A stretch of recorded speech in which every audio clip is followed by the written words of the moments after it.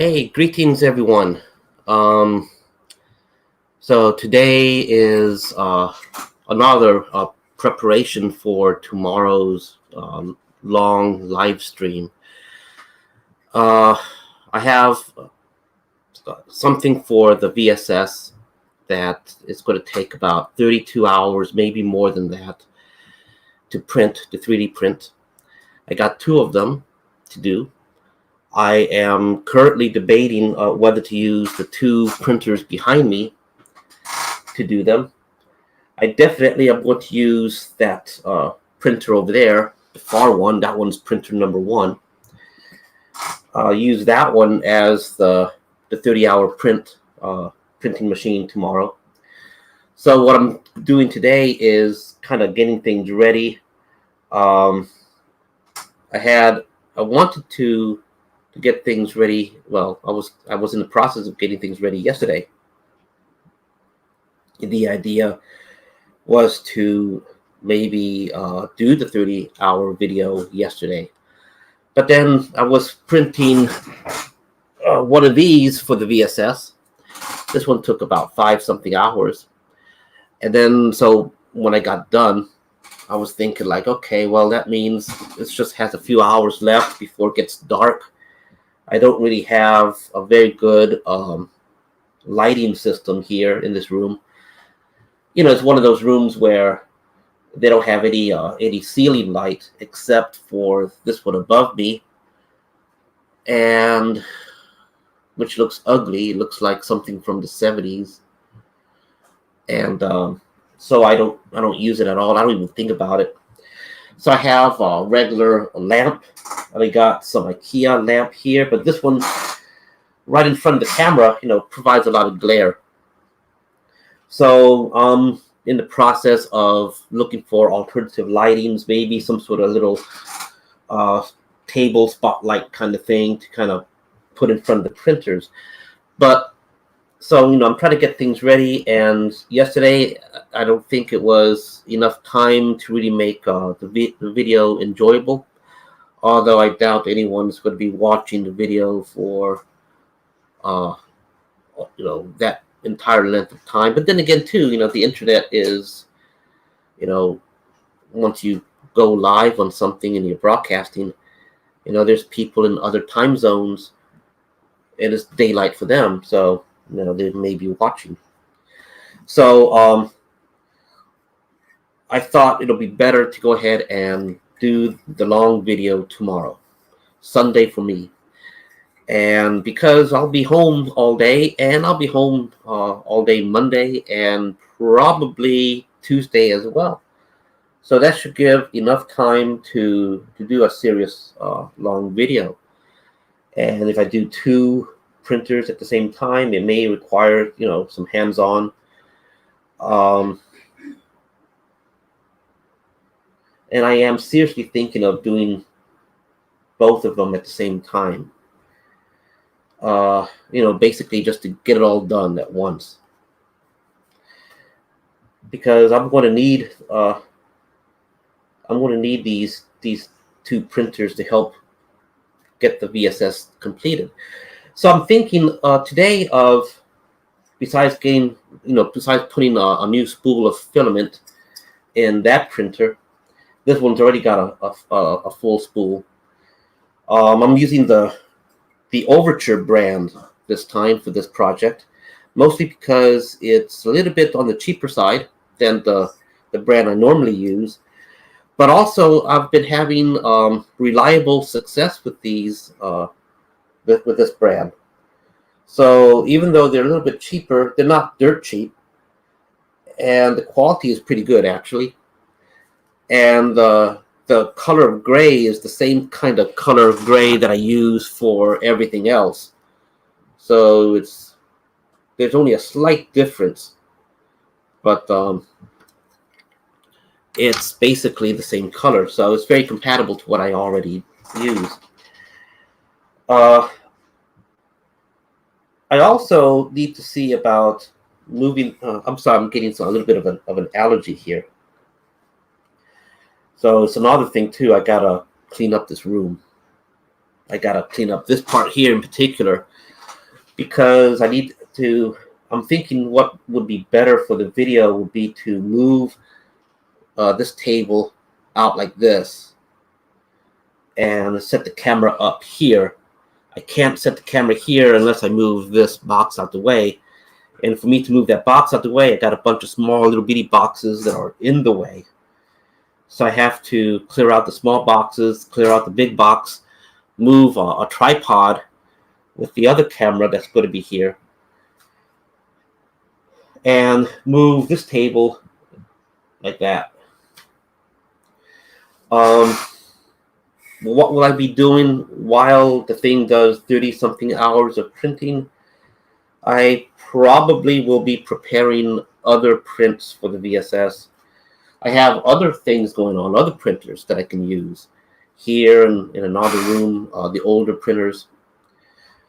I don't really use the older printers much, but I'm thinking maybe for some of these projects that these printers now use, maybe I can bring back the older printers and use them. The regular prints are still going to be going. They're not going to be affected. I got a bunch of printers here for that. So anyway, there's another thing too that I need to do also, and this might interest some people out there too, is that I'm getting some requests to illustrate how easy it is to design something and then go from design directly to laser cut. So I was thinking of doing something that I currently need to do. But, the easiest thing I could think of would be the plastic versions of the wooden gun racks. And I want to do them so I can put them on the store, basically have inventory. And I have a bunch of leftover ABS sheets that would be ideal to at least do 3 or 4 of these in one run. And these are leftover ABS sheets that I use for things like the VSS's bridge or parts of the VSS here. There's some other non-VSS stuff that I use it for, but it's an ABS sheet. It's in black, so you can spray paint them, and it comes out pretty good. It's ABS, and this is how one of them would look painted. This is not wood. This is plastic, and this is the ABS. It's still, this one's using the measurements from the wood, which is 3 millimeters thick, where the ABS is 2 millimeters thick. So I have in this one 1 millimeter left over in the back, but that's fine for this. This is a prototype. So I was thinking maybe I could go ahead and just make a modification using the software that I normally use, and then so I'll do a video of doing that, and do another video of doing the laser cuts, and then putting them together into one video, basically showing how easy it is to go from design to laser cutting. And I might do, for the fun of it, I might do a new gun rack. So I'm not quite sure what design I would do, because you want to do something that's going to be useful. And these gun racks will fit most standard guns that you get from Marauders or use with the Joe. The M16s, the AK-47s, things like that, and a few other kinds. But there's sometimes, you do have exceptions. Sometimes you do have weapons that are too small to fit in, or bazooka size rocket launcher type, too big, too fat, and too tall to fit into these gun racks. So I was thinking maybe I can just design something for these odd sizes. Give you other little examples. Here's a little display thing that I made with it that you can put the gun racks to. And so that way you can have gun racks in the middle of the room looking good. You can stack these things on top as well. You know. So I have pictures showing stuff like this.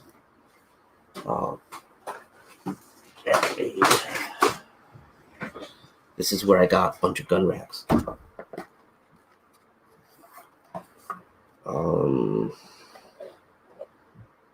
Already with weapons. But these are kind of balanced in there at an angle. So I don't want to tilt this right now. These are designed with holes that you can put in a toothpick and kind of secure the weapon in. I'm thinking of other things I can do with this too, with the 2mm plastics.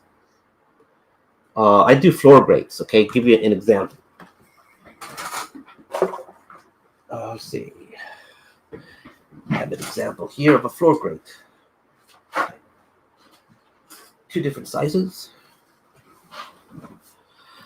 I 3D print floor grates, and I was thinking, well, what if I made some sort of grill, some sort of fence that they can put to kind of cover up the weapon. The trick is that it has to, unless it's a marauder's, gun runner's weapon, where you can remove the clip. Lots of times the clip or the handle is going to stick out. So unless the gun is smaller, or I can raise this part higher up, maybe I'll be able to 3D print the grate and put it as a gate cover for the weapon.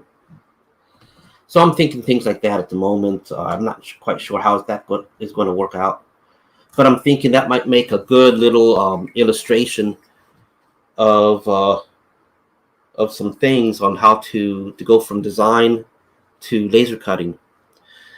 I still don't really know what I'm going to demonstrate. I might just do a square, like here's a little square, here's a circle, and go from design to laser cut. That might be what people need to see how easy it is, and they can make their design more complicated. Maybe they don't need to see my complicated design to get an idea. So anyway, with that said, I'm going to go ahead and turn on this printer and clear out the top here. It's got a piece that's already printed in black. I'm going to clear that out, change the spool, and get this printer ready for tomorrow's big print. This one's got an almost brand new spool, so I don't need to do anything with this one except just well, it's already ready then for tomorrow.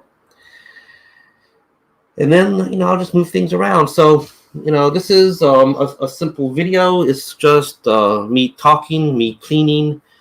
And likewise, let me get the comment section up here. If you have any comments or questions, feel free to post. If I don't see your comments, I don't know how to resolve that, really. I have to be able to see it. How can you get my attention? I don't know. Maybe someone, will, I don't know. Anyway, hopefully the comments will appear here. The comments should appear here. If it's, the comments through Facebook might have some privacy issue blocking it, but I'm not using my private, my personal Facebook account, so there really shouldn't be any privacy issues.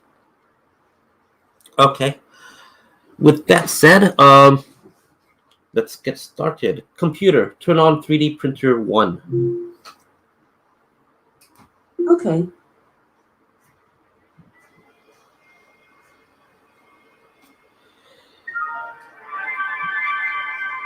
So the first process really is to clear that out, heat up the extruder, pull out the old filament, swap the spools, put in the new filament, and save that filament. That filament is an expensive specialty pipe that we use for suppressing and smoothing the layer lines. Let's see.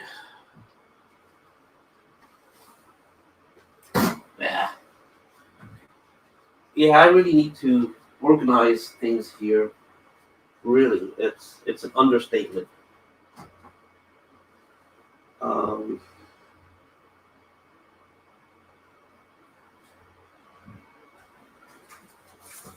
I got boxes back here. I got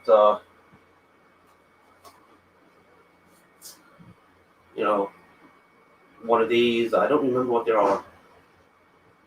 True Heroes? No, not True Heroes. I don't know. But bought this for VSS when VSS was going to be an ocean vehicle. Now my VSS is going to be a space carrier, so I don't really have use for this as as a storage medium for boats. I just got to move this out the way. So now the top part of this VSS is being used as a table, which means that eventually I'm going to have to come back and clear this out. So I find myself always in a circle, going around, clean, moving. In order to clean, I got to move it out the way. So clean, move, over and over and over like that.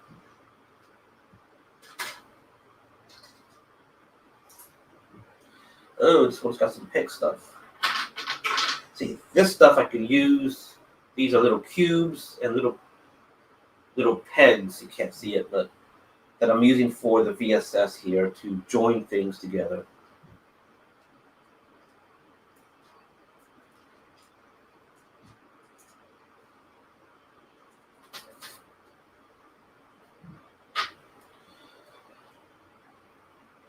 Experimental consoles. The neon green with the gray doesn't look good in my opinion. Neon green and black looks good.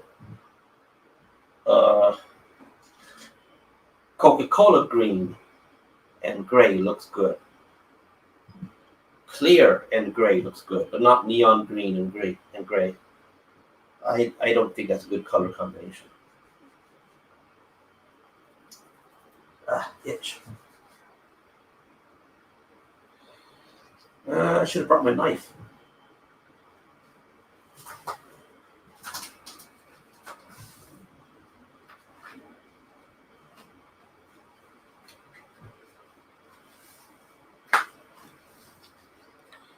Let's see. Where's my knife? So these printers use a touch screen. So I find, these little stylus type things with the rubber tips to be better than my finger. So I gotta move this out the way now. Here. If I can get my foot here. Settings, refuel. So I gotta heat it up. Oh, we'll go back. Temperature, manual. We'll set it to 200 Celsius. That's just enough to melt the plastics. You can print at that temperature, but you really don't want to. It's enough to melt the plastic so you can change the spool.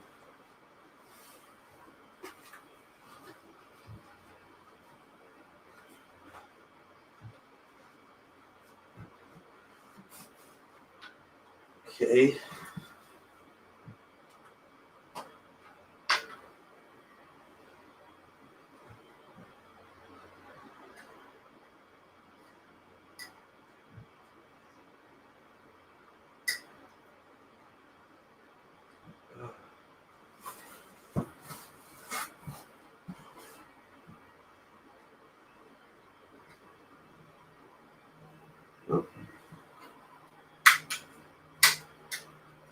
Okay.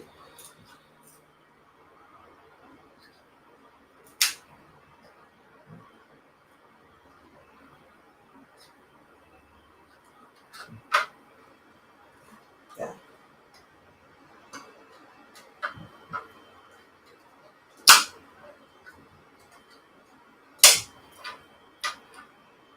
Okay.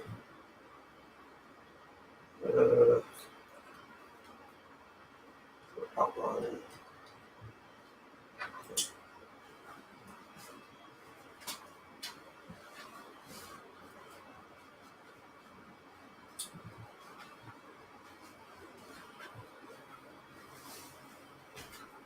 Okay. So this one's going to have some cleanup.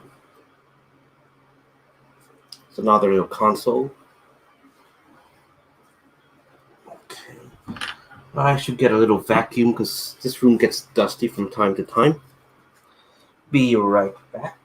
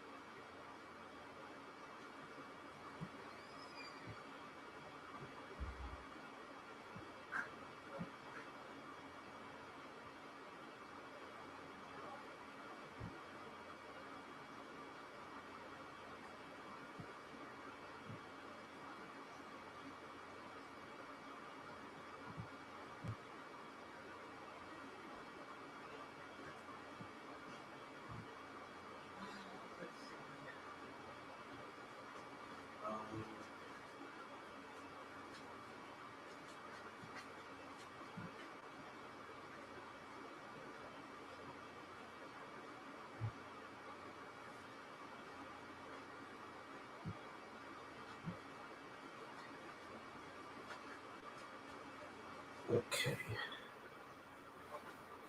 Now let's see.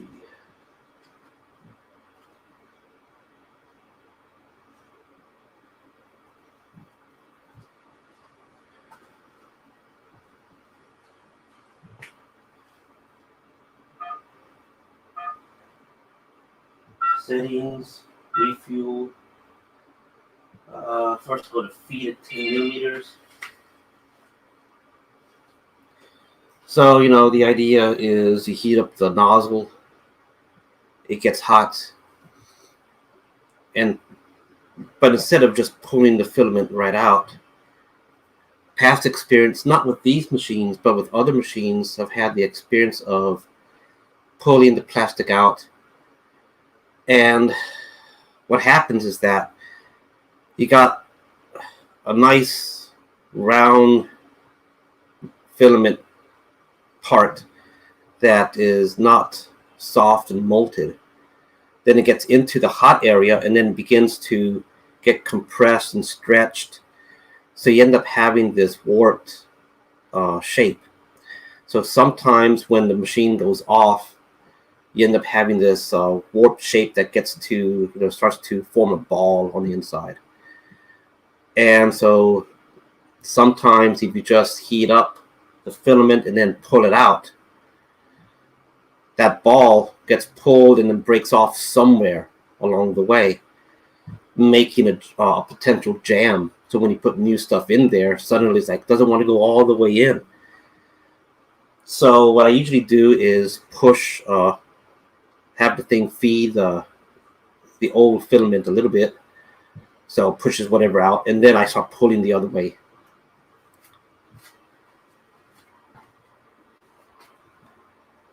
I did. Okay. So now I'm going to retreat 100 millimeters. Do it twice. 200 millimeters. Now I take something like this and pull off the excess underneath.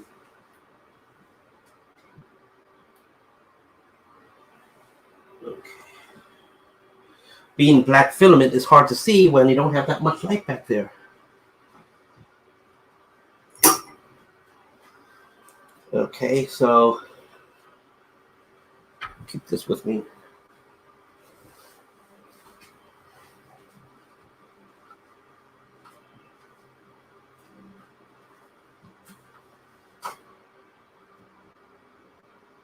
Still going. So with these machines, you can tell the thing to move forward and move back. Unlike other printers that I have, these machines, you tell it the length of how much you want to move it forward or back. So the default is like 10 millimeters. So, 10 millimeters is only like that much. So I usually increment to about like 100 millimeters, the length of a figure. And so you can see now I did it for 200, 100 each time. So you can see this one has a lot of slack now on this. You can't really see with my black shirt, can you? I don't know if you can see from there. So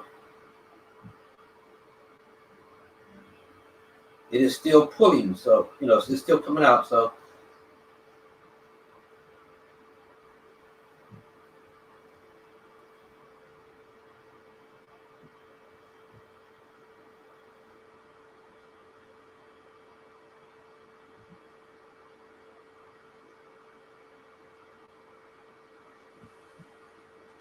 and then usually I get tired of waiting, so then I do the rest manually.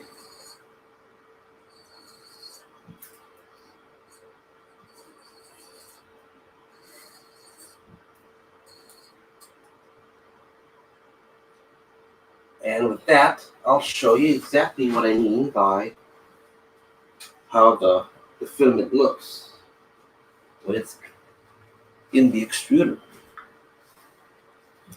Okay, so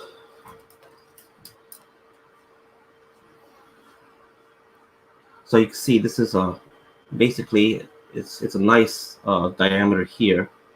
You know, it does get well, there's no crimps or anything, so a nice diameter. And then when it gets into the extruder, it begins to kind of look like this. This is like, you know, but then you start having these parts here. You can see with my finger.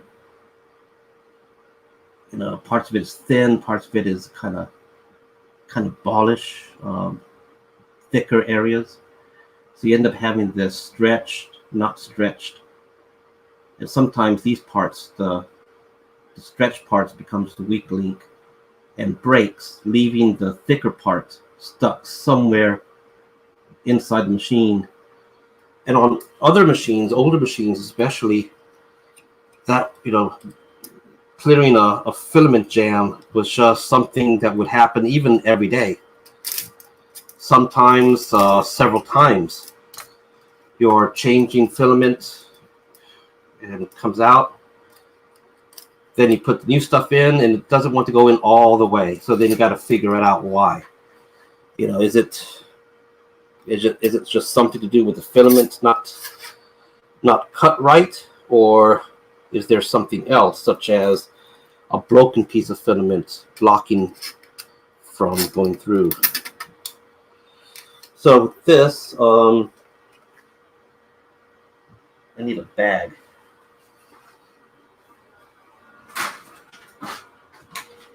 Fortunately, I have a bag everywhere. These are just the silver one is a special design Ziploc-like bag for sealing the filaments in.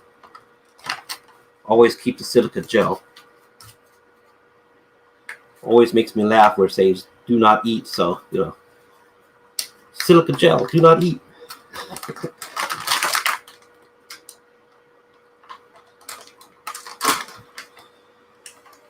Most places now sells their filament with reusable bags, kind of like big Ziploc bags. Sometimes I wonder if the big Ziploc bags or, you know, Ziploc brand are better for holding the spools, only because, you know, they're more guaranteed, or I should say the quality of the Ziploc brand is pretty good, especially for food grade stuff. And lots of times these larger bags, you know, to keep the cost down of everything, sometimes these larger bags or these filament bags are cheaper, and they don't have a good seal, or you think you do have a good seal, but the very corners don't.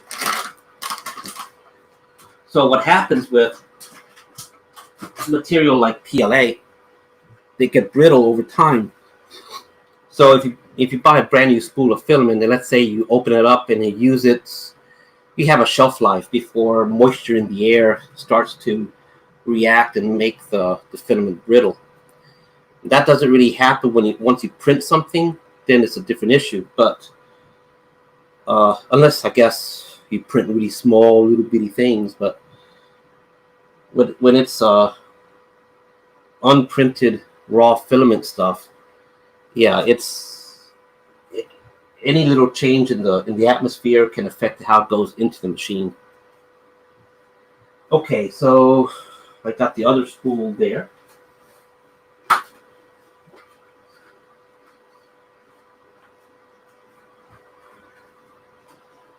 Oh, I forgot something over there too. Okay, so it's going to feed like this.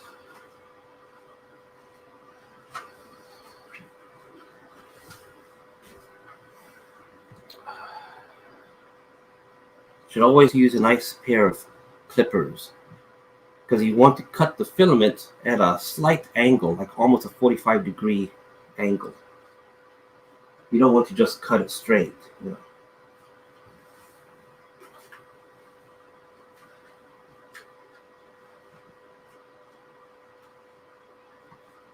Okay, so pull this one out.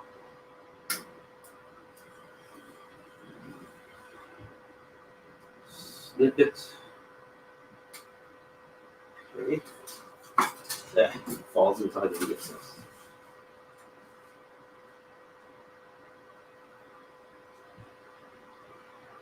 Okay.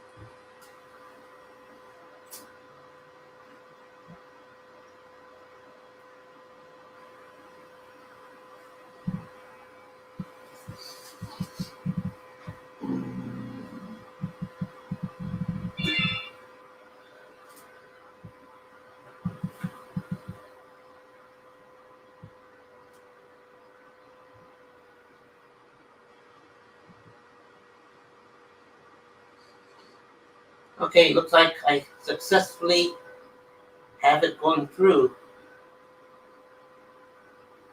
Of course, I still have the setting set to extrude 100 millimeters worth. So it's beginning to clear out the black. So this is still black. This is dark gray. Now it's becoming, up here becomes gray now. So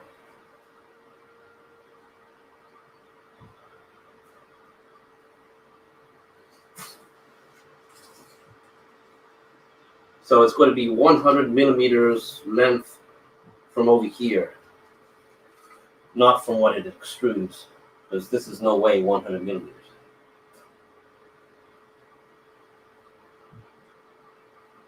Okay.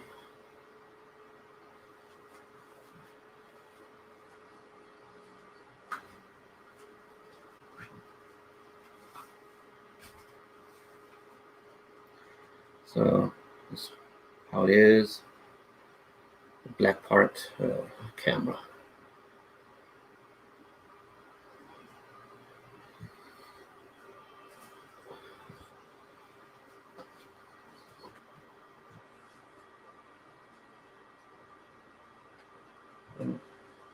So this is 1/18 scale cabling.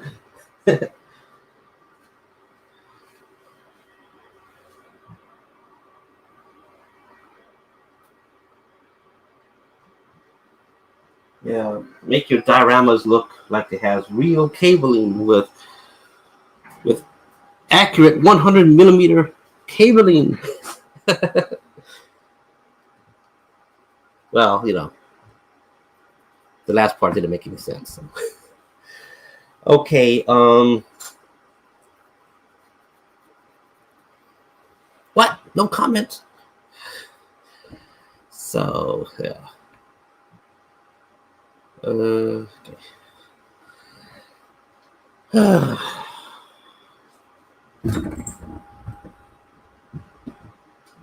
let's see. There are things I want to open. Get out of my way. Now the next thing that I got to do really is make room.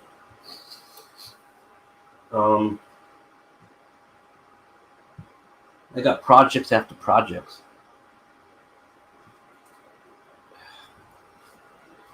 What I really need to do is, I need to have something like a. Whoa, about to lose balance here. I need to have something like some sort of fire sale or something like that, clearance.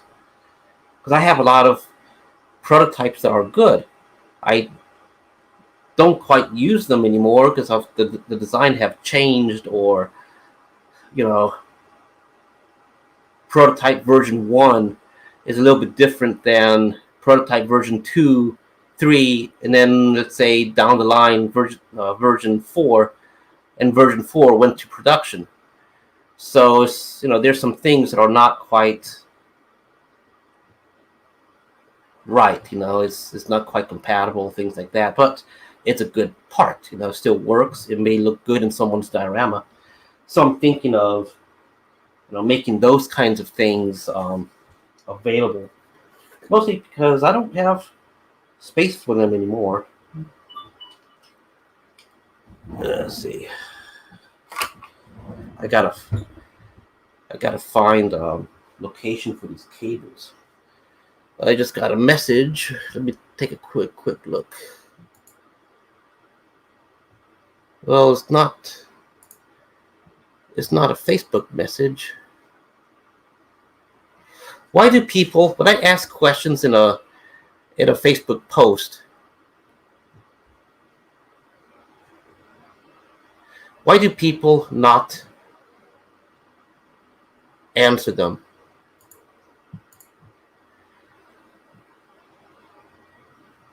When they want to join a group.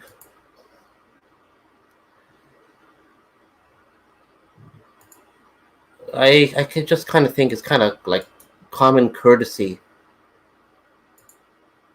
to answer, even if the response is no. Oh, come on, Windows. Okay.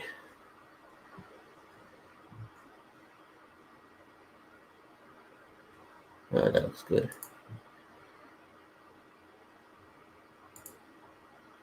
Okay. Oh. I was looking for this little mini tripod.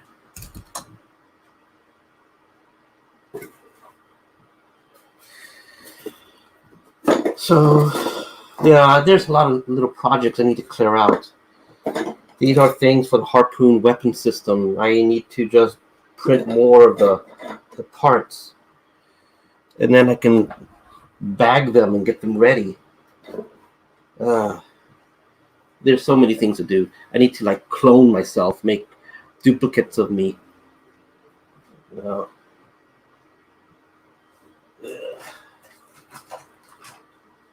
VSS parts here. Oh, maybe I don't have to cut anymore. Maybe I can just use these. So where do I put this? It's right there. Deviant mech. I do want to come up with a better design for the weapon things. Kind of update, give it a different kind of style, maybe like a big Gatling gun or something like that. Or I do have a more sci-fi looking weapon system for the VSS itself. Something like this. I was wondering maybe this, this kind of weapon. You just ignore this side, okay. One of these size weapons on each side might actually look a little bit more interesting. Maybe a little bit more sci-fi mechish kind of thing. So the big trick is the body part, connecting it to the deviant and not being breakable or so easy to break, because it's very tight to move the items. Not so tight about moving up and down, but it's left and right that gets me cringing. Like, ooh, careful. I've been moving this one left and right so a lot, so it's softer to move. But I can imagine like a brand new one, or one that hasn't really been played much.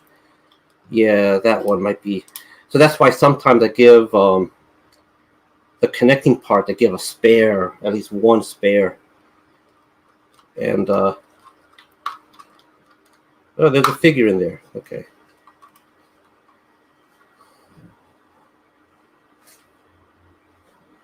Just gotta move it out my way right now, so. Oh.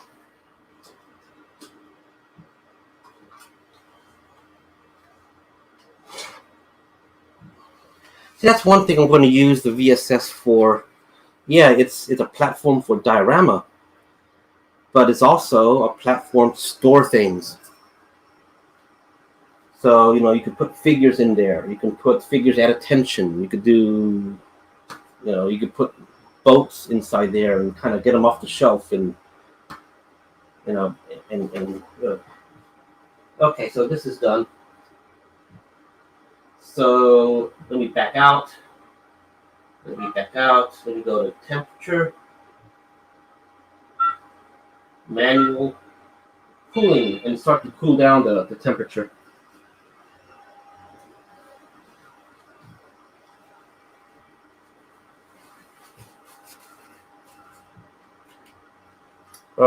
These were things for greebles. I'm gonna put this here.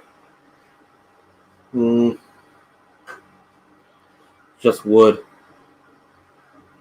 But they were supposed to be greebles that fit underneath. I think right back here.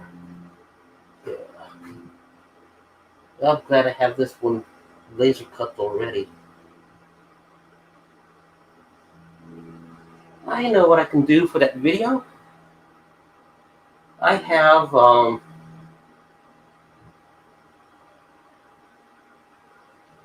that video for demonstration.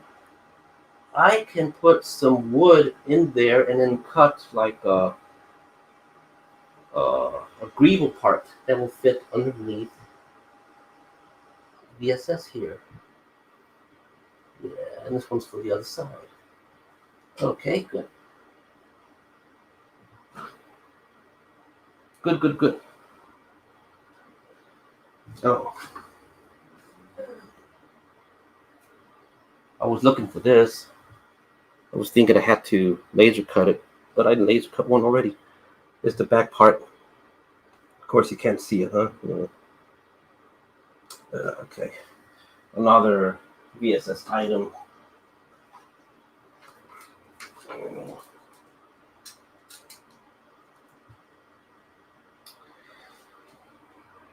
Other items that, like I said, I have a lot of excess items that need a place.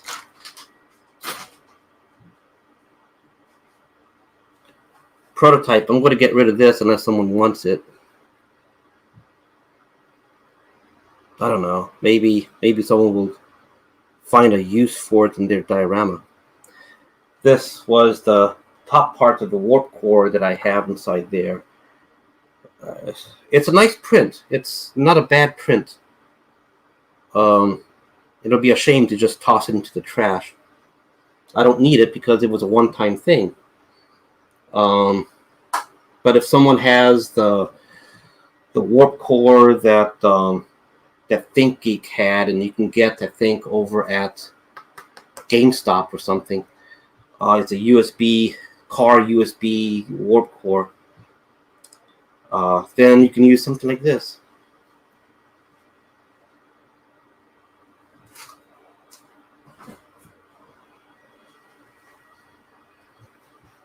USB-A to USB-A cable. I believe this is UV light. I don't think this is a red, green, blue RGB. So this is also for the VSS. Yeah, the VSS takes a lot of attention to other things, not just figures or simply painting and put. I mean, you can light it up. You can do all sorts of interesting things with it. That's one thing that I like about the VSS. I mean, it's not a static thing. It's It's however you want to make it. If you want to make this into something elaborate, it's ready for that. If you want to keep it simple, it's ready for that too.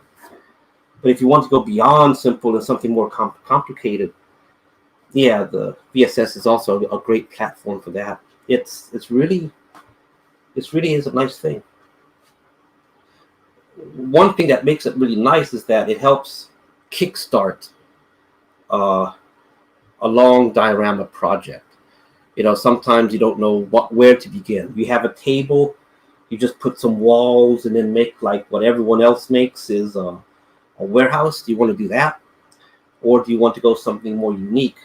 But if you don't know how to go more unique, then something like the VSS could help kickstart you off into something that's not just simply a warehouse or some other typical diorama. You can do something quite unique with it.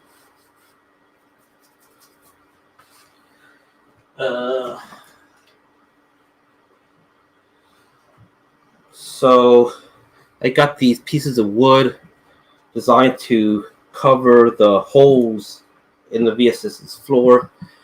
What I went ahead and did on mine was to make little hatch covers I could put inside. These don't have a hinge at the moment, but they do open up. So once I do put the hinge on there, the axle for the hinge, they should be able to open up. But I don't have any plans to really open them up, so yeah. Other things, I don't know what to do with that.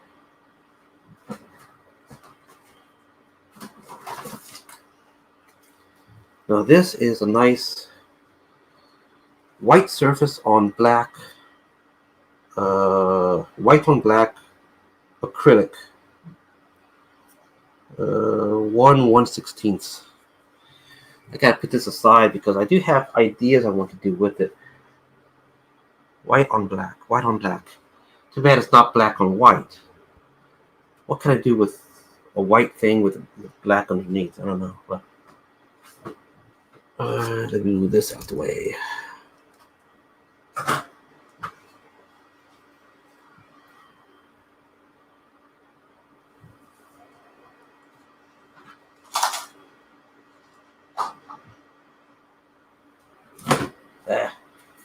Jolt Cola. This might be a thing. Maybe I should just leave it right here. Leave it right here. Like, hey, he drinks Jolt. He's a real hacker. What's this? Oh, this is a cover to one of the printers.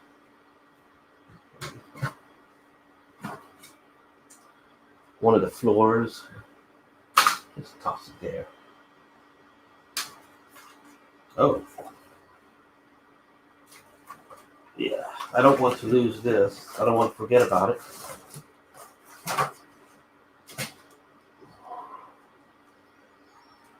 Here's something that might be, although the connector is different. So here's one of those RGB type lights for a computer. And it's got the computer connector, power connector. I gotta use it for my computer. I better leave this out.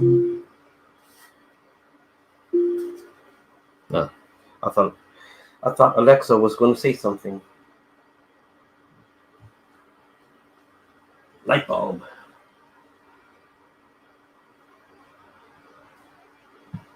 I gotta find a place for the light bulb, I guess. Here.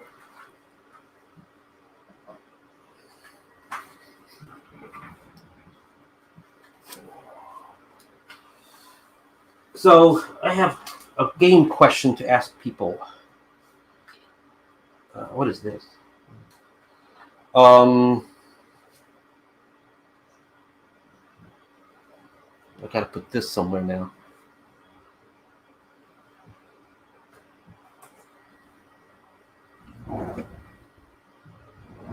Anyone play Star Trek Online?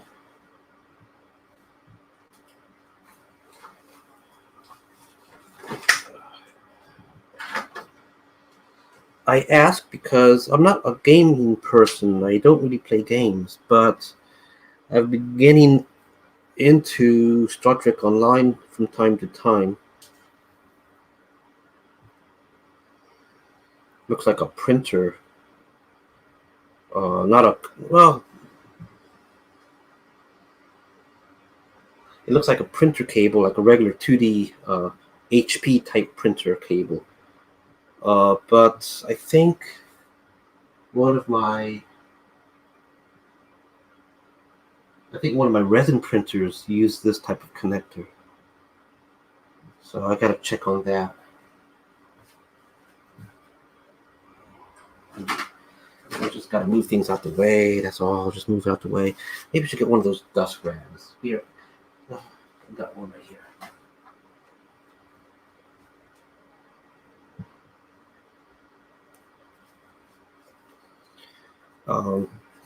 Yeah. So I've been uh, trying to get involved with it. I don't have a computer, a gaming computer set up. It's the computer I got now is ideal as a CAD station, workstation type stuff.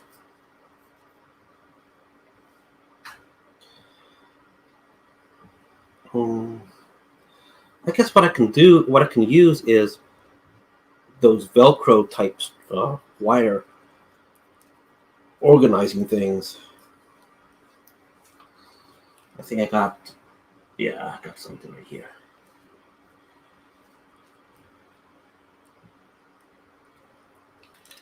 I think this is for a monitor. I'm not sure. But anyway, I think I'm going to call it quits soon because I'm getting kind of hungry. And but I still need to move this out of the way. Got some water. I don't know how old that is.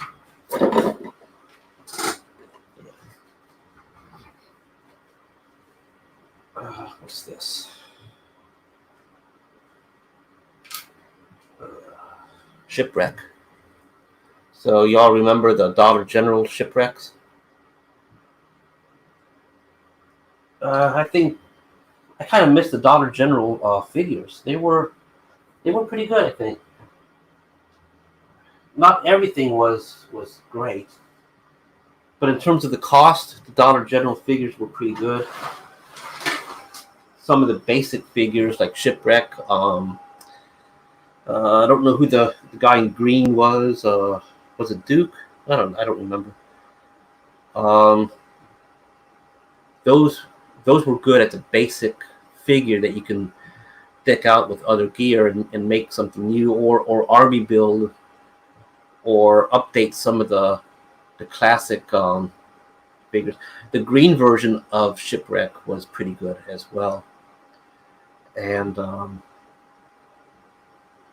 wish I could have gotten more of those and kind of army build them.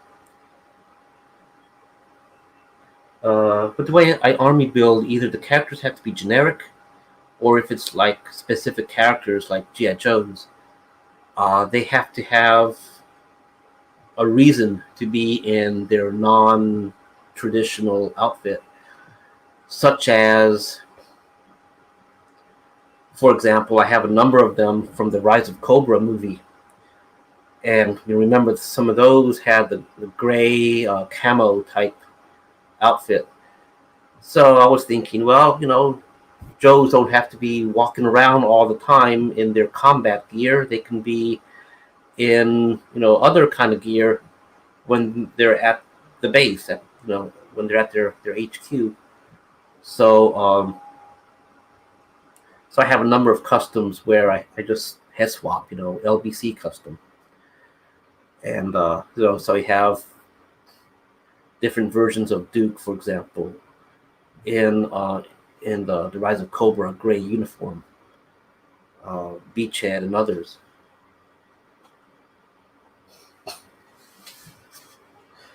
Stalker, for example, there, so he mixes in with the rest of the crowd.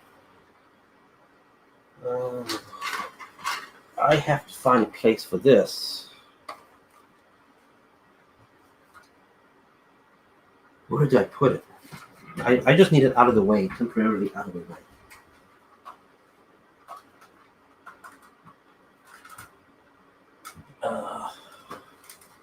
So I was taking measurements of the missiles, so let me put the missiles back.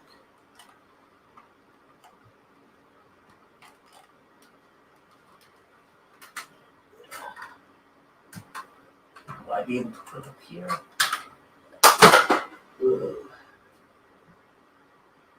The extra fuel tank thing kind of fell. I'll get that later.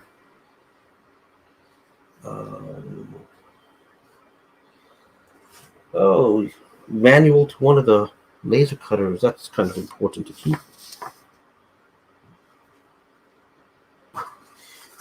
They have to fall on the floor. Okay. This is important. Power adapters to a laptop. Now, I've been using a laptop for a while.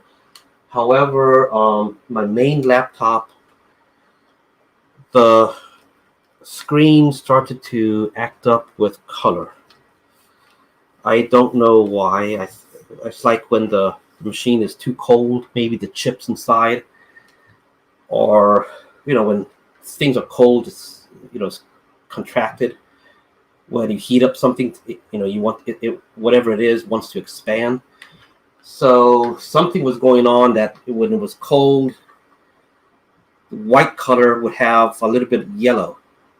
So anything like it's an RGB screen. So shades of blue would be affected. Shades of red would be affected. It got kind of odd, almost looking like one of those CGA screens. Is it from back in the 80s, where you only had like 4 colors? It was some kind of resembles that. So and then after a while, when the laptop got warmer, it would correct itself. Sometimes it'll flash back and forth, and then it'll correct itself. So I started to use another laptop, and then I started to upgrade my my CAD system. So I put the new CAD stuff on the new laptop, and then after a while, I started to get blue screens on that laptop. So then had to quickly build. Thanks to my brother, he came in and saved the day. He built me a nice little workstation for CAD stuff. And so that arrived just in time because I was getting blue screens that I couldn't do anything on my CAD software. So then spent time migrating the CAD stuff to the new machine, and now this is my CAD station. So since then, I haven't really turned on the laptops. So I've been misplacing their adapters, their stuff all around. But I got to find out why that new laptop was giving me blue screens. It could be as simple as a bad sector on the hard drive or something like that. Maybe the hard drive itself, and maybe I should upgrade that hard drive on that laptop to some sort of SSD. So that was in the process, in the works. But who knows? Okay, I got this. I just gotta temporarily move it out of the way.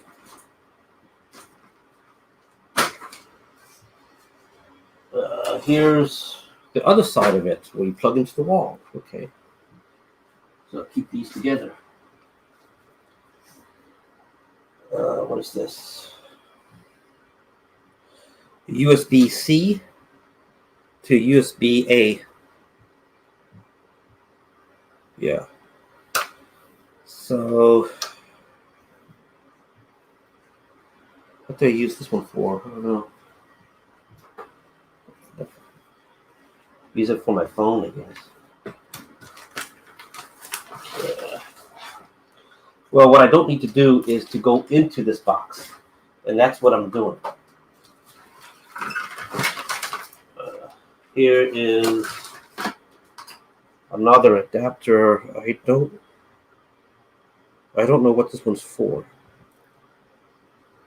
But okay. Uh,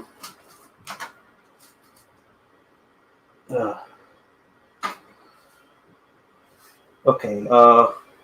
What I'm going to do is just put these things back into here. Because I'm now going out of scope of why I'm doing all of this cleaning. What I need to do is move this out the way.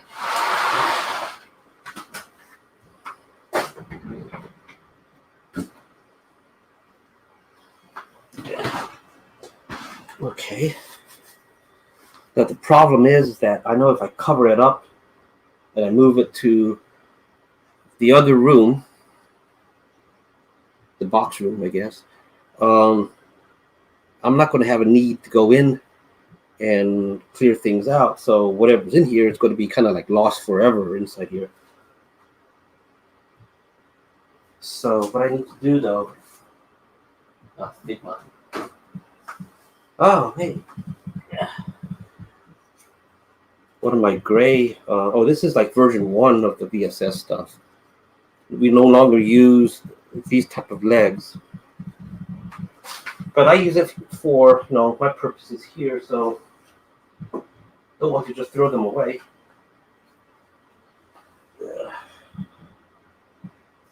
I got small little, what's this? So here is a resin vise. Looks like part of the vise broke. And throw that away. That's the problem with resin stuff, is that the thinner you print it, such as for 1/18 scale, things like that, the small parts get get brittle, get breakable. That's one reason why, until I could come up with a better means, one reason why I don't really want to do the chemistry or some of the chemistry stuff again for a while. The things like the Bunsen burner, the things that hold the flasks, things like that, I'm trying to put those as freebies. So if you happen to have a 3D printer with resin, or know someone who has one, the STL files are available on the DioWarriors store. Some of these other items, though, like the flasks themselves and things, I'm going to do things with them. It's just that at the moment, I have other things that are kind of like in my way for that. But I do have longer-term plans for that. I do have more serious plans for the chemistry sets. So they will return. They may not return as a 3D printed item, but maybe as an injection molded item. So we'll see. I'm trying to kind of put these things into bigger projects. Give you an example, okay? Well, I shouldn't say anything. might spill the beans. Wait for the DieWarrior Kickstarter for conspiracy figures. That's all I can say.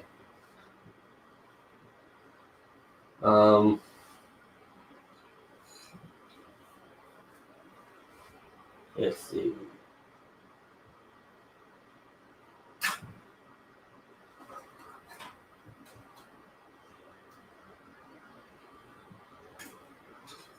Yeah. Okay, I got stuff. Let me throw some of this stuff away into the actual trash. So I tend to be allergic to dust. So let me clear this out before I start sneezing on live camera.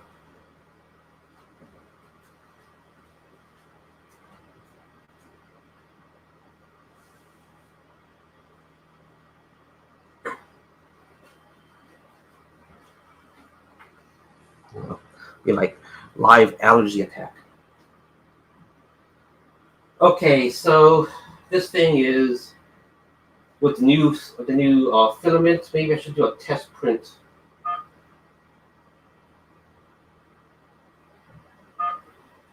It'd be nice to print something small.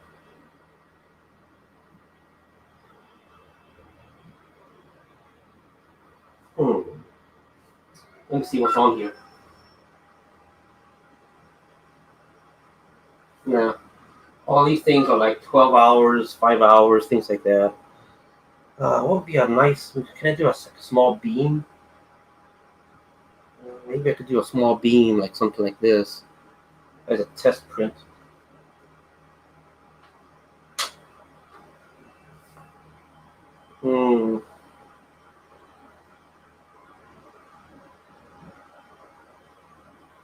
Yeah. Well, it's cold. Yeah, I guess I'll do a calibration. Settings, leveling. Okay, it's gonna get it to its homing position.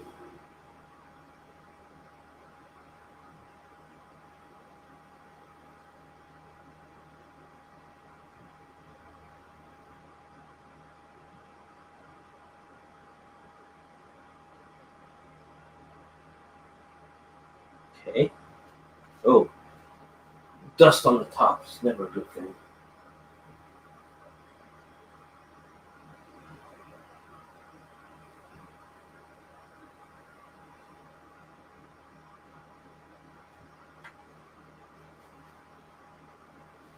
Okay, so then I turn off the automatic leveling, and then I tell the thing to map the points.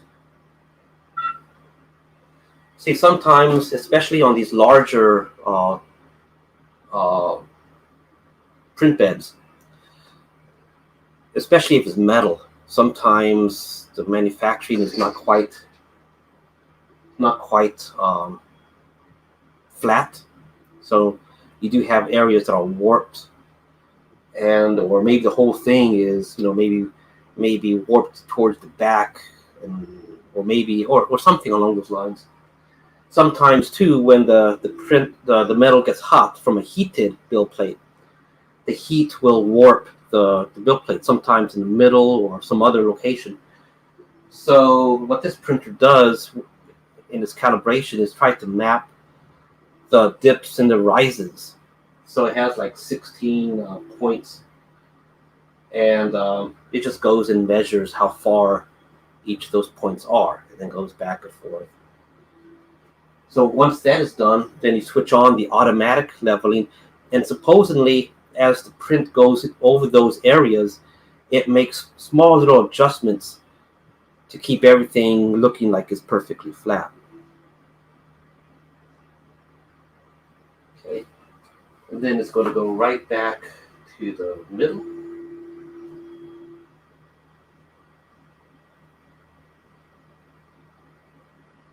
You might see a red LED. Okay, that's it. So then I turn on the automatic leveling. I go back. Now it's ready for a print. But what do I print?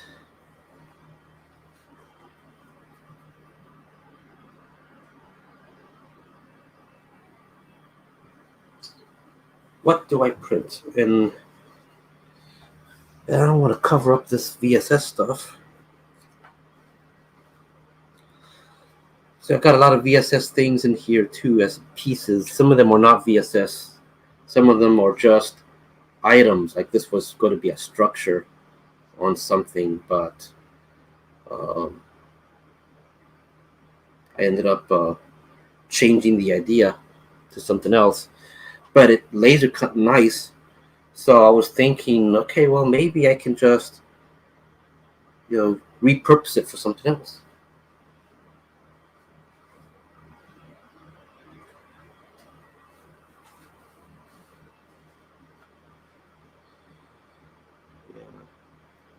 I need to do another set of harpoon missiles for myself.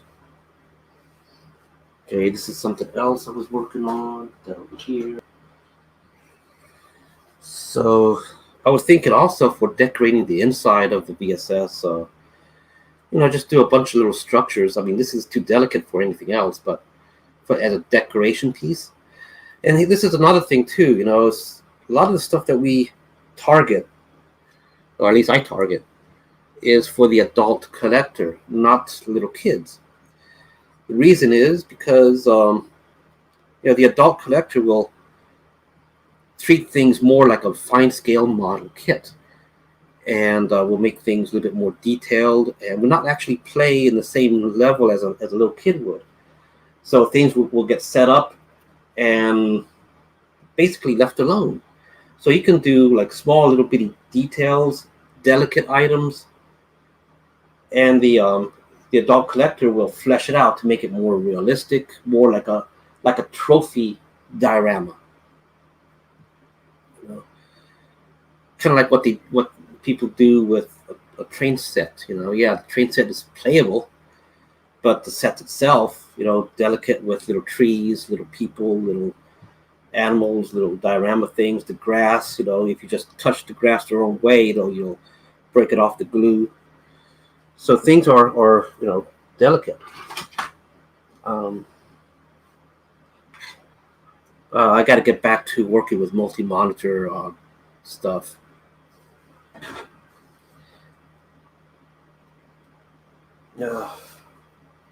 It's dusty in there, so.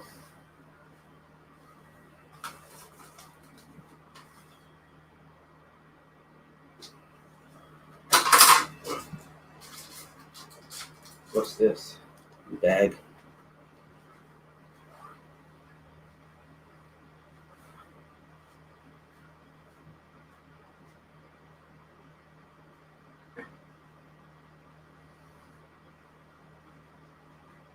Okay.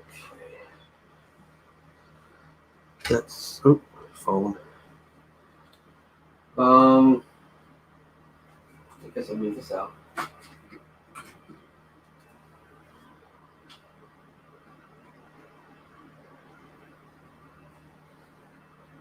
Yeah, I really want to clear more stuff out from the floor, the small items.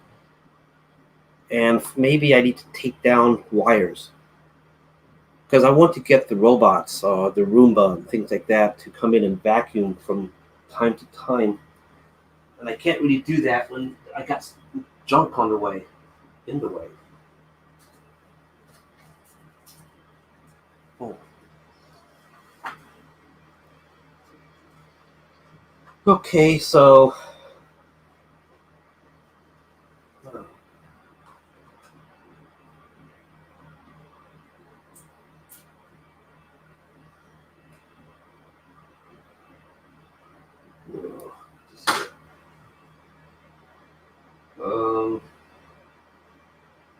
yeah. After what, like a year or two, now I can get into this area? Yeah, I have. Once you get into a routine, it's hard to change.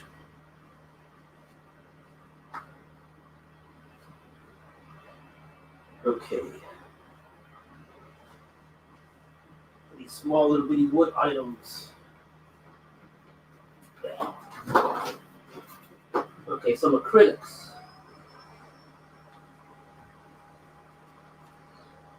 Now, where's the cover for this? That box. I don't have a. There's the cover for it. So in order to get to it, I gotta clear out a whole bunch more things. I think I can get rid of this box eventually. Eventually it should be now. And throw away this. Then throw away this. Oh wow.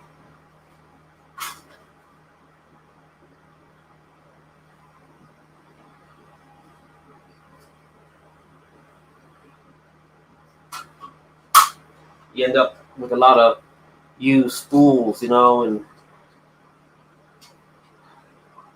great stuff to recycle. So hard to recycle, but it's great stuff to recycle. It's just not easy to recycle anymore. Put that back there. Oh, here. nice little thing. This is a 120 scale figure. So something for 120 scale model projects that I got going. Gotta get back to it. But basically, I have these battle suits, mech style armored suits that need people, and 120 scale people are not too easy to find. Nowadays, it's a bit easier than they used to be, but they used to be very difficult to find, unless it was a pit crew for a 120 scale model, like a Formula 500 or something like that. Because from what I understand, the default scale for the model racing car is 120. So you could find pit crews for 120. And I think there was a story like the original Microman was originally formed using a 120 scale body from a pit crew, and then from there, it made something that was 3.75 inch, and then of course from there we got we go from Star Wars and into G.I. Joe. And that's one reason why the original Microman figures are a bit more closer to 120. They fit better, with those scales, than even the classic G.I. Joes, from the 80s. But anyway, that's what I heard. So who knows? Maybe I'm wrong, but that's somewhere along the lines. That's what I read. So.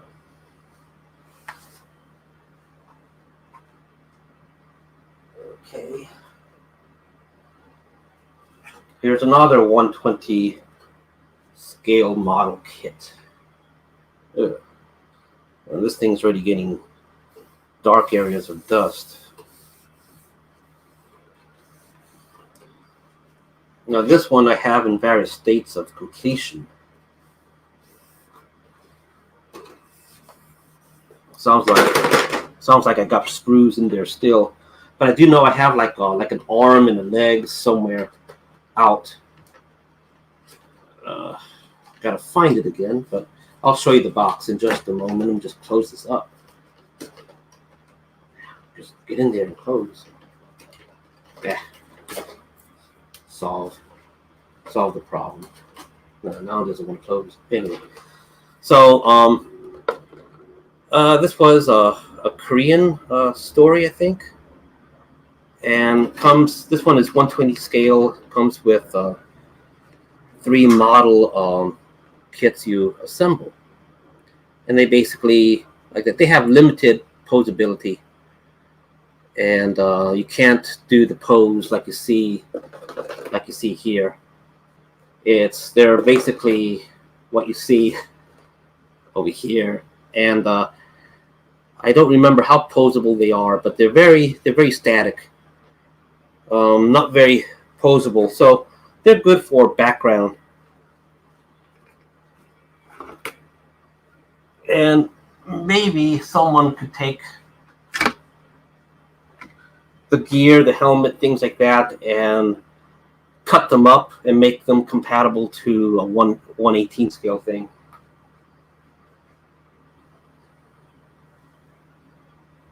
Yeah. So let's see what else I got.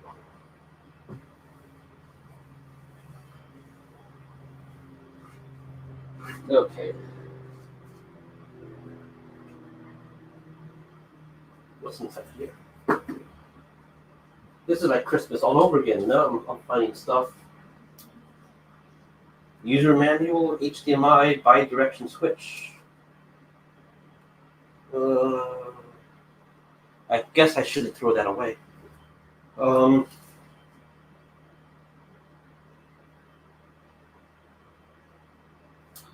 so this is a light base for putting laser cut acrylic things. It's a display stand for LED stuff.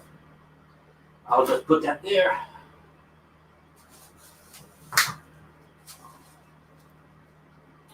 Now this, I know what it is.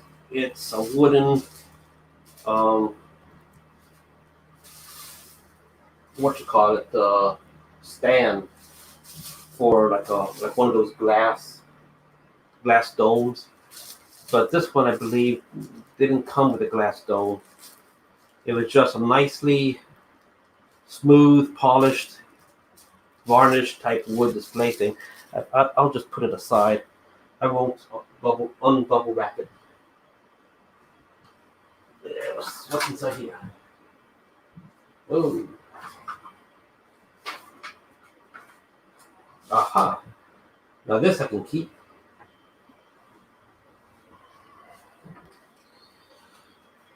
You know, 2D displays for monitors.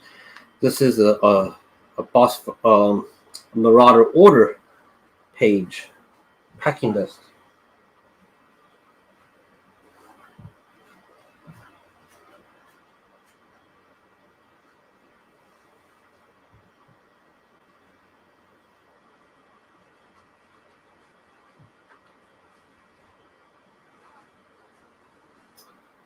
Let's see now.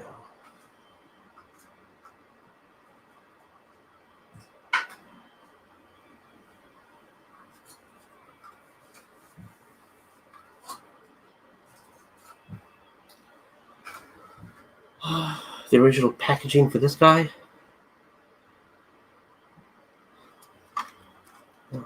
Got his file card right there. So file card's in good condition. So I'm going to try to save it. You know, like just cut the bubble part off.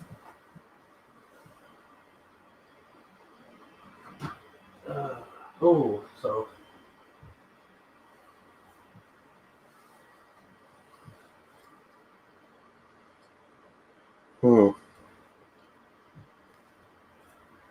I don't know why I have this.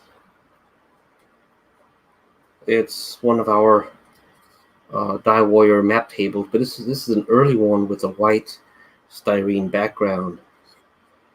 I think I don't think I need this anymore, so I'm going to see about getting rid of it. And but I think I know someone who can use it. Someone who claims they don't have the skills for painting. Well, it's not painted either, is it? I think I put this together as an example on how to assemble the map table. I think this one's from the original video, the old video on assembly. I don't know, but it's a good map table. We'll see. Maybe I'll put it up on the store or something. We'll see. Yeah, put it here.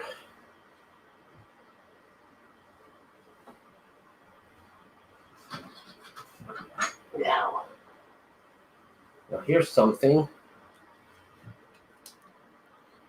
This was going to be a little diorama display for one of the Joe Fests, I think. Then things changed at the last moment, and I went with a different direction. But basically, this was going to be like some sort of platform. It's like a hexagon, so I was going to have some additional ones making a semi-hex. Oh, it's not glued. Well, maybe it is glued. So, do I still use it? I don't know yet.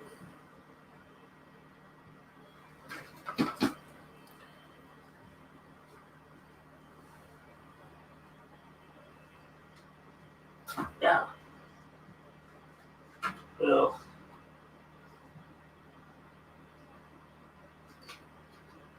Well, So this was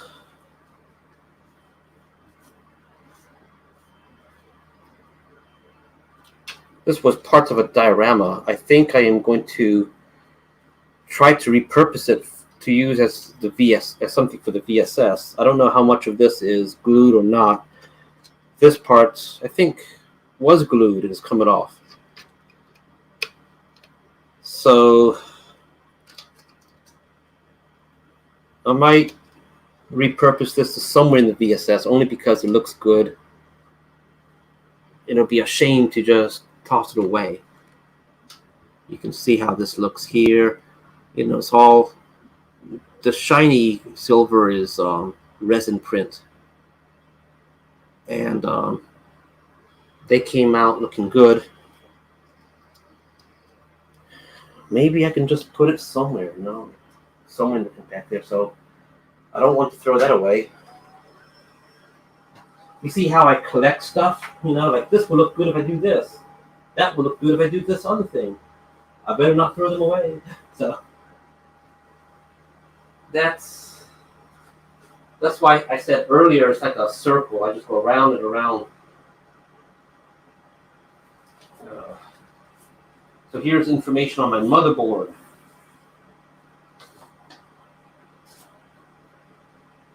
I better not throw this away either. This is like record. See what hardware I have. Gotta file that. Ghost Hawk blueprint sheets. You can't really see it on the glare, huh? So G.I. Joe blue sheet thing. Let me at least dust it off.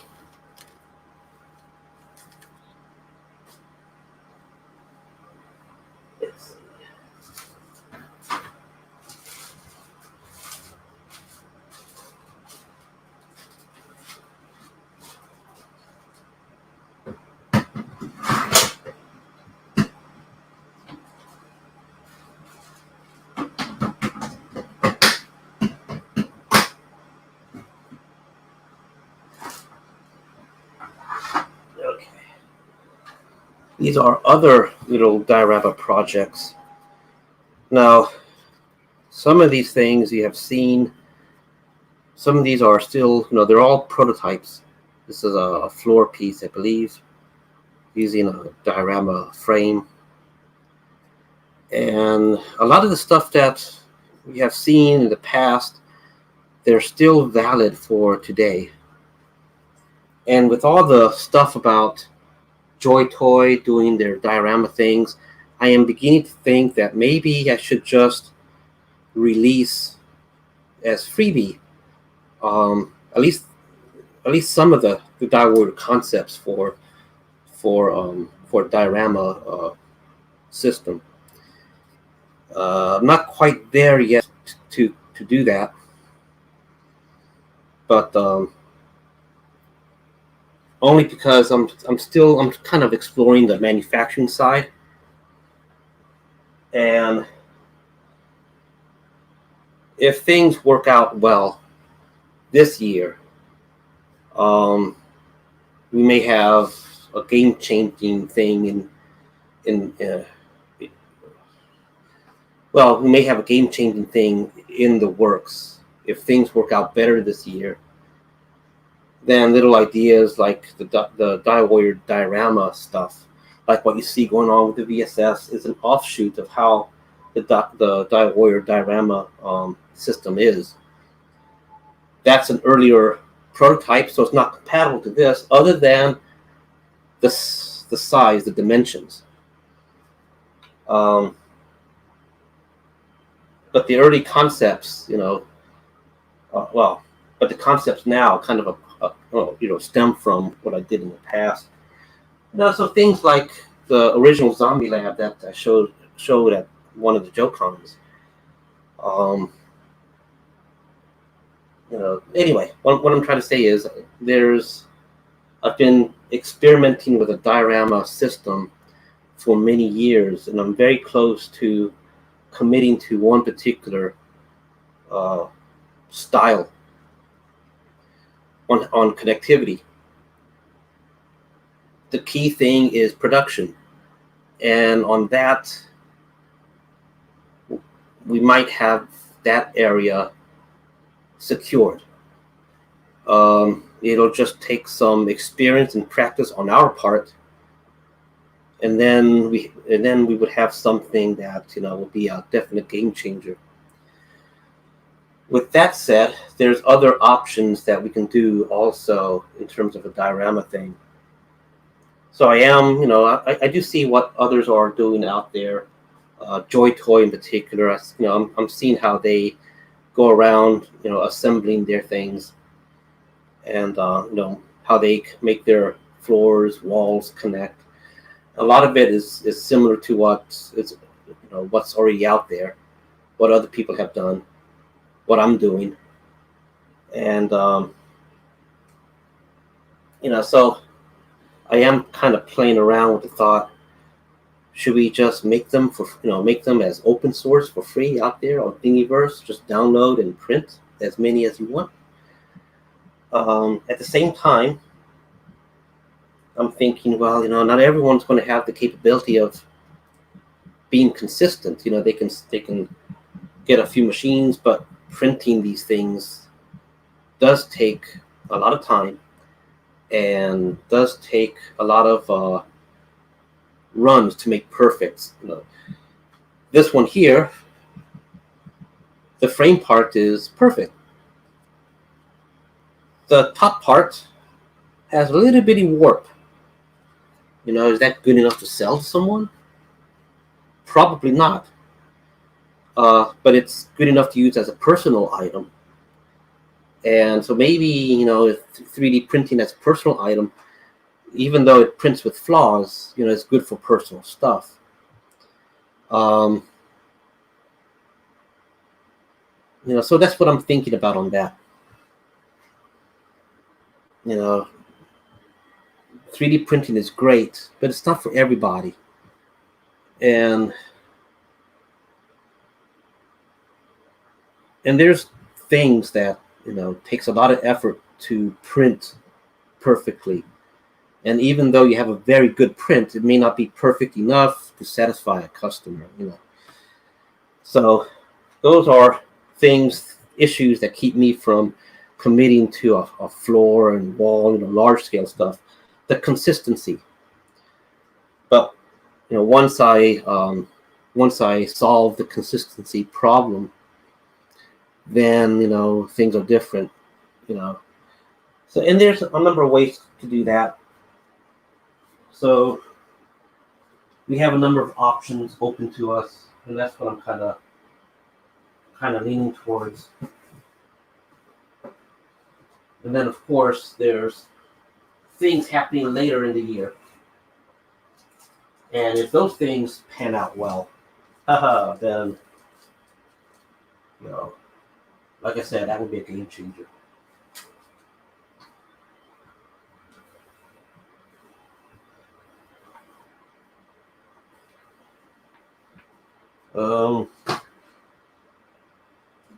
Why do I have this here?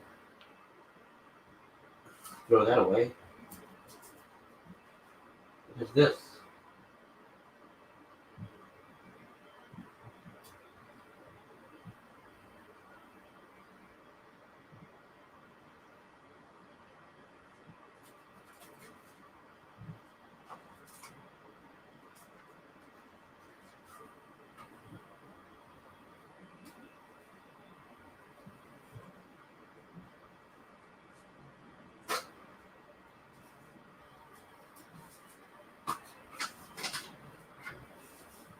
So when it comes to file cards, so when it comes to 3D printing, I do have a lot of thoughts on it. It's like I said, it's not for everyone. The sad thing is that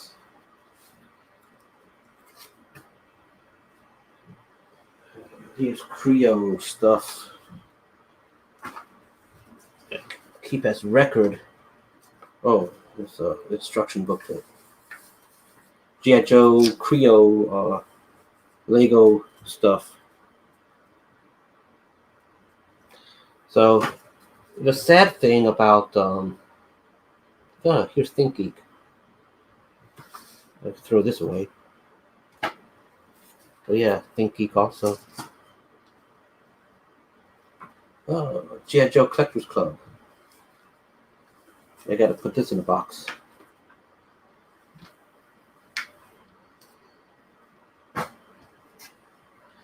So the sad thing about 3D printing is that there's a lot of low-cost machines out there. And unfortunately,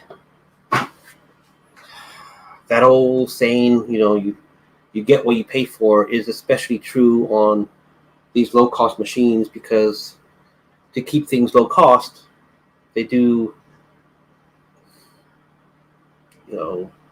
they, the materials they use, the techniques they use, whatever, when they ship it to you is not the best that it could be. And then so sometimes there's flaws in the manufacturing.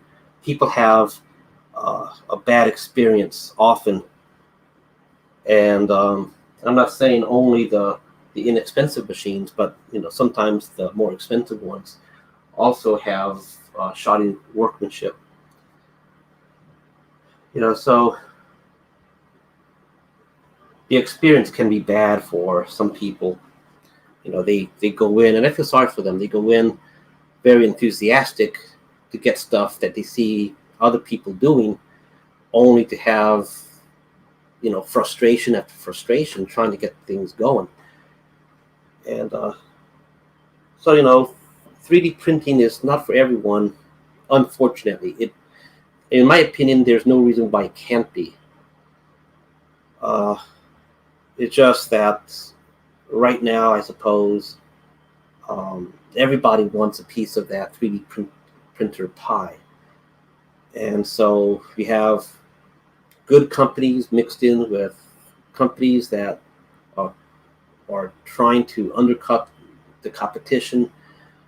And, there's a lot of issues that develop.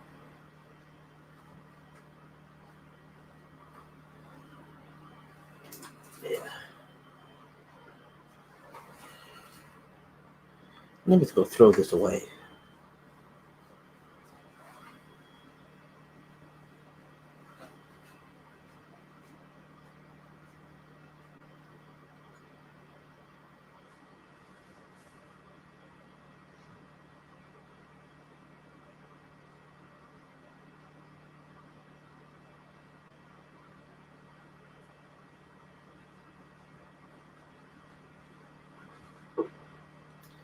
Okay.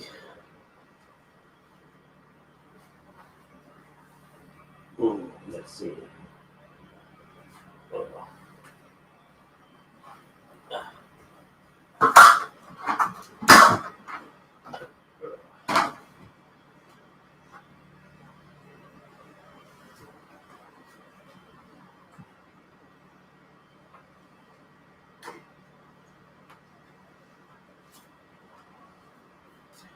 One thing I do miss about the G.I. Joe Collectors Club are the what was it, monthly or bi-monthly comics that came. They would have little comic that went through a couple pages, and I started to follow the stories, and their stories actually were pretty good. And I find myself kind of missing these stories. I wonder if anyone is continuing them, like the original people, as a pet project or something.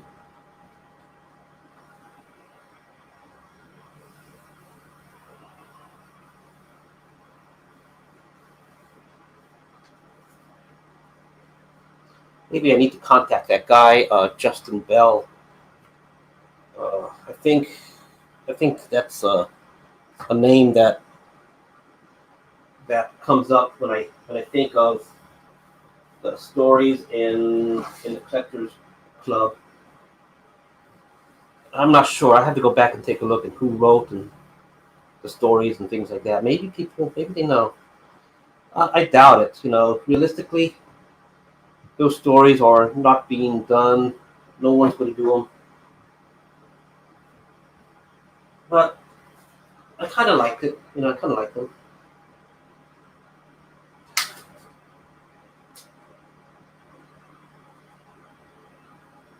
I guess I can get rid of this. State auto tag receipt. What's this?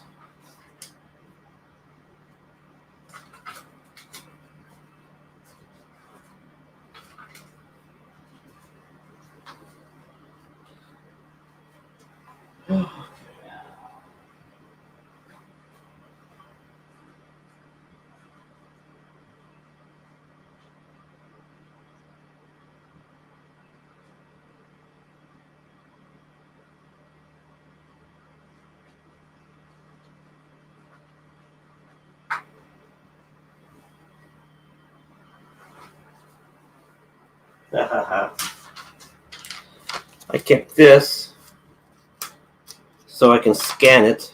Soup label. Where's my... Okay.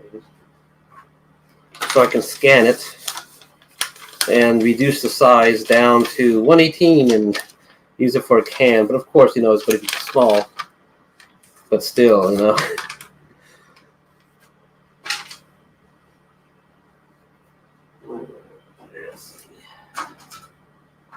So more items that I set up for 3D printing. I don't really need them anymore. But maybe I can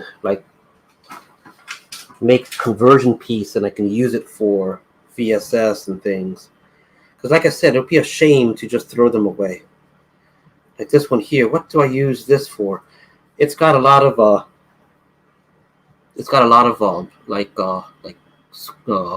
nuts, bolts, rivets, that kind of thing. Can't really see it there. Maybe this one darker, you can see better.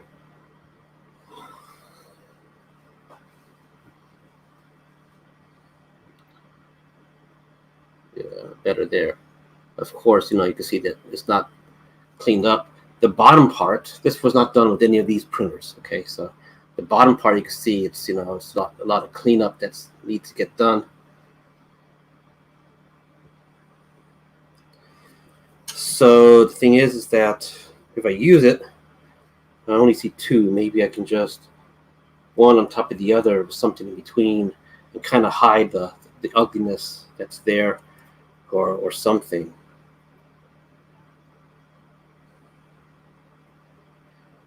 I think these were done with some of the older machines because they look really rough on the top. This machine behind me will not do like what you see so rough. Yeah, and a lot of the filament from, I guess these were printed on a raft. Some of the raft material is still stuck to it. So I can see right there it was done with a different kind of plastic, not one that I'm using now.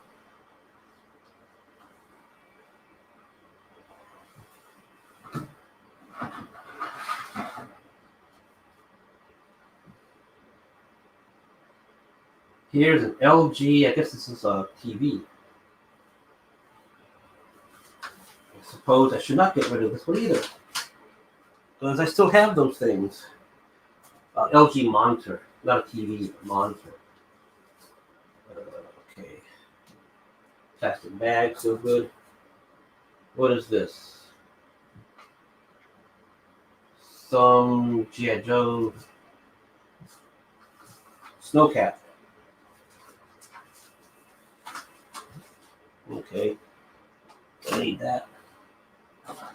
What is this? Ah! Haha!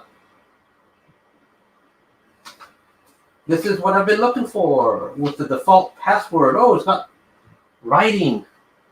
Maybe I have. Maybe I can get into my cable modem now. I have mentioned a while ago that the cable modem I have now, I've been wanting to do some changes, but I kind of don't remember the password. And so now I just found the stuff. So maybe I can now figure out my password. Maybe it's one of these that I have written on here. Anyway, here's the default password for the system. Ha ha ha. I'm glad I did this today. Maybe, if that is the case, if that is the password that I can use, then maybe I can get the DioWarriors.com website up and going again. Which, by the way, is this computer right here. And if that's the case, then I can put some larger items like assembly PDFs, things like that. I could put those things on the website itself, using the website to host the larger files, and then I can populate the store with more assembly PDFs. Okay, I have to get back to this box, because if I leave this box alone, I will never get back to it. Oh.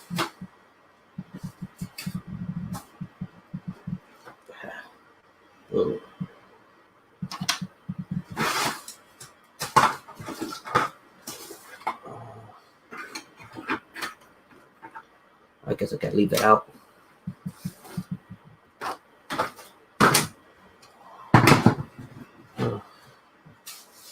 Leave this out.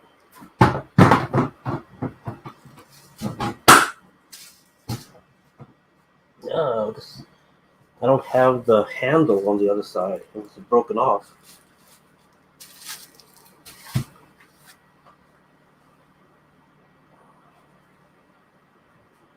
No, this is right.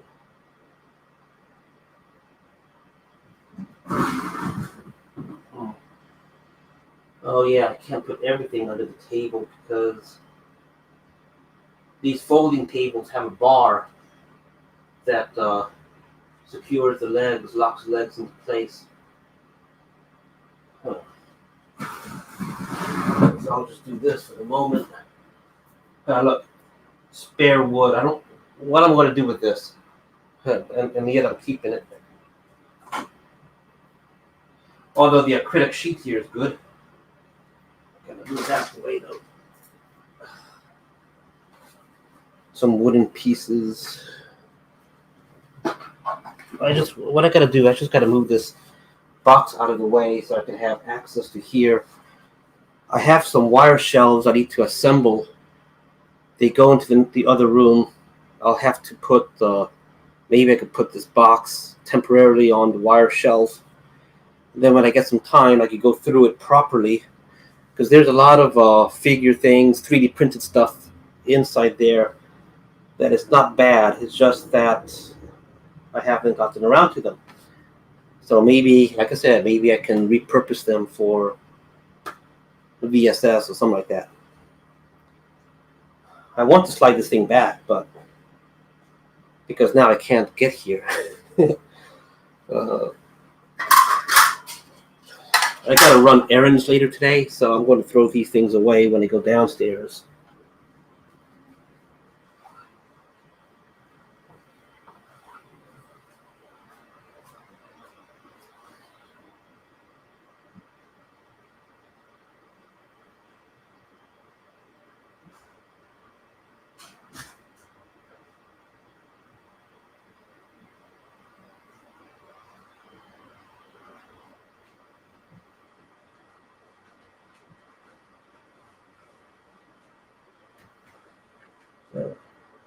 I'm about to knock over.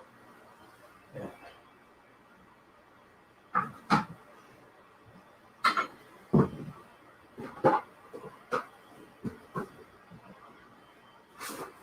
Okay. Well, I know I'm putting some things back here at the moment, mostly because I gotta do other things today too. So what am I going to do with this?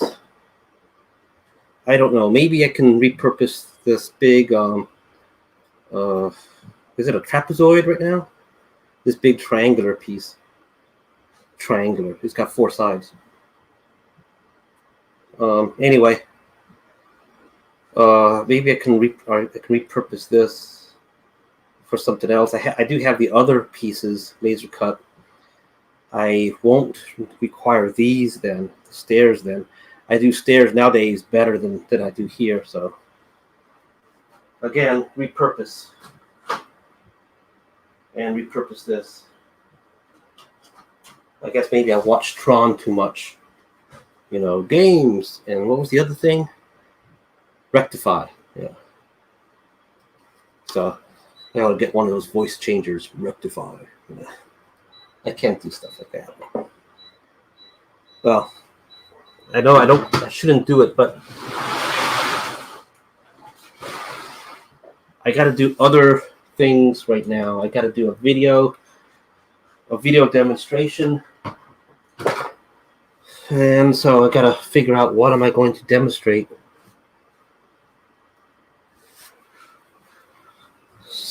Let's see. Oh, I got to think about it. Do I want to keep things simple? Make a cube?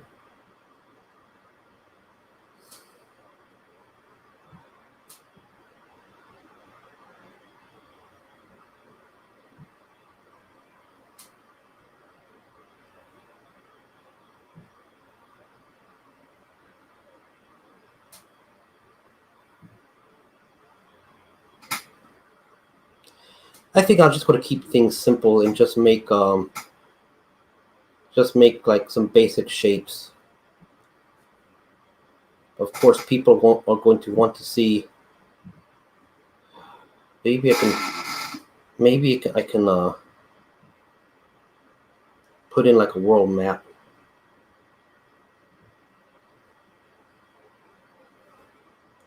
White on black, acrylic. Can I use that?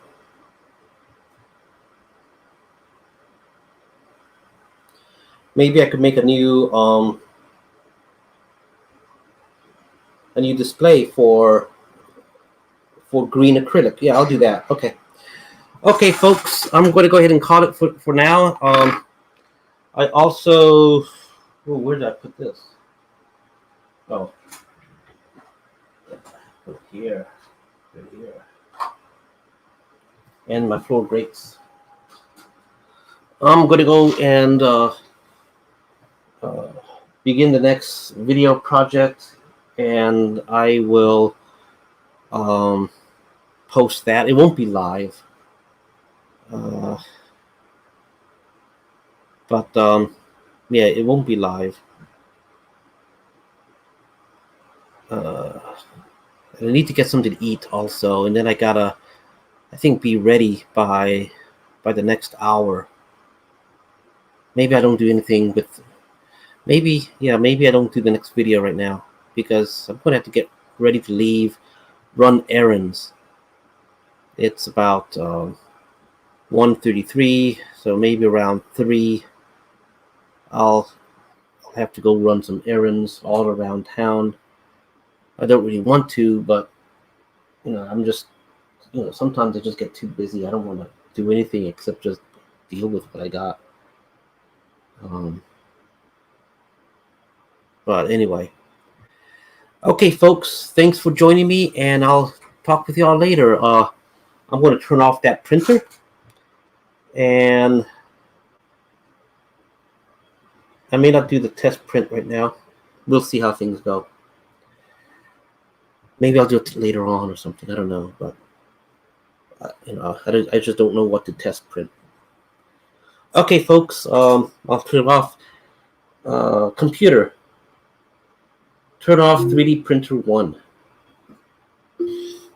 Okay. And see you tomorrow. I'm going to do the live video tomorrow. Okay, catch y'all later. Hey, bye-bye. End broadcast.